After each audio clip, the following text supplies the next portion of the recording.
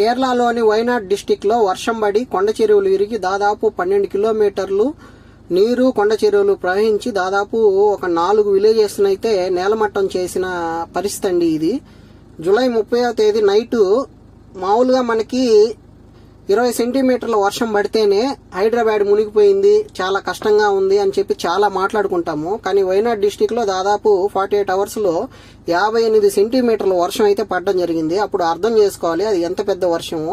సంవత్సరంలో పడాల్సిన వర్షం ఒక్కరోజు రాత్రి మొత్తమే పడిపోయిందండి. అలాంటి పరిస్థితిలో అక్కడున్న కొండ చెరువులు మొత్తం కింద భూ భాగంలో బాగా వీక్ అయ్యి, కొండలు మొత్తం భూమి లోపల బాగా వీక్ అయ్యి అక్కడ నుంచి కొండ చెరువులు ఇరిగి దాదాపు అక్కడ ప్రవహిస్తున్న ఒక నదిలో 12 కిలోమీటర్లు ప్రవహించి కింద ఉన్న విలేజెస్ ని మొత్తం అతలాకుతలం చేసేసిందండి. అది అసలు మామూలుగా మనం చెప్పుకునే టైప్ లో అయితే లేదు. దాదాపు చెప్తున్నారు 300 మంది చనిపోయారు, 400 మంది చనిపోయారు అని చెప్తున్నారు. ఇవన్నీ తప్పుడు లెక్కలండి. మట్టి దెబ్బల కింద మనుషులు ఇంకా ఇరుక్కుపోయి ఉన్నారు.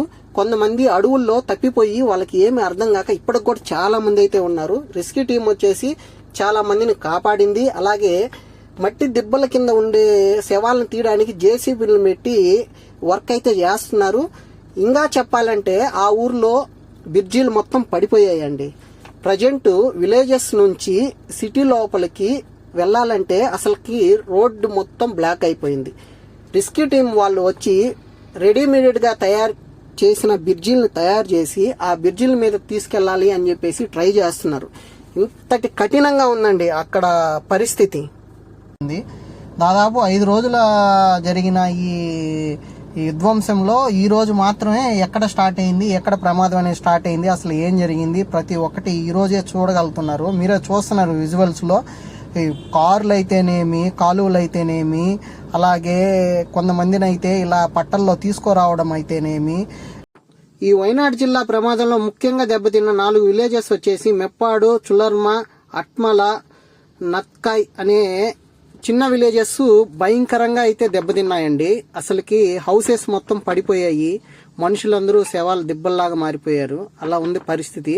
ఈ విషయం తెలిసిన నరేంద్ర మోదీ గారు స్పందించి మృతుల కుటుంబానికి 2 లక్షలు, అలాగే చిన్న చిన్న దెబ్బలు తగిలిన వాళ్ళకు 50,000 ఇవ్వాలని చెప్పారు.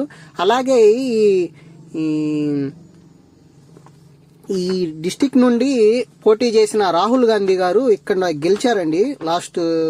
ఇక్కడ నుంచి ఎంపీగా పోటీ చేశారు. ఆయన కూడా ఇక్కడ విజిట్ చేసి వెళ్ళడం జరిగింది.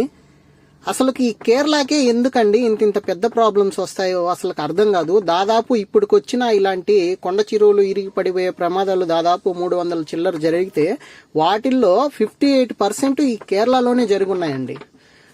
కేరళలో వచ్చేసి కొండ ప్రాంతం ఎక్కువగా ఉంటుంది, కొండలు ఎక్కువగా ఉంటాయి. అలాగే ఫ్లాట్ అయిన భూమి చాలా తక్కువగా ఉంటుంది ఇలా. సో అందుకని చెప్పేసి ఇక్కడ ఈ ప్రమాదాలు ఎక్కువగా జరుగుతాయి. ప్రభుత్వాలు అసలు ఇలాంటి విషయాల్లో ఎందుకు కేర్లెస్ గా ఉంటారో ఇప్పటికి కూడా అర్థం కాదండి. ఒక భారీ నష్టాన్ని ఇప్పుడైతే ఈ ప్రభుత్వం తన కళ్ళతో అలా ఎలా చూస్తుందో అసలు ఎవరికి అయితే అర్థం కావట్లేదు. ఈ ఒక్క ప్రదేశమే కాదండి, ఇక్కడ దాదాపు చాలా ప్రదేశం అయితే చాలా సెన్సిటివ్. అంటే ఒక 3-4 డేస్ బాగా వర్షం పడితే కొండ చెరువులన్నీ చాలా సెన్సిటివ్ గా అయిపోతాయండి. అంటే మట్టి మొత్తం చాలా మెత్తగా అయిపోయేసి, బలహీనం అయిపోయేసి, కొండలు ఇరిగి కిందకు వచ్చే స్టేజ్ లో అయితే ఉంటుంది. అలాంటి ప్రాంతం అండి ఇది.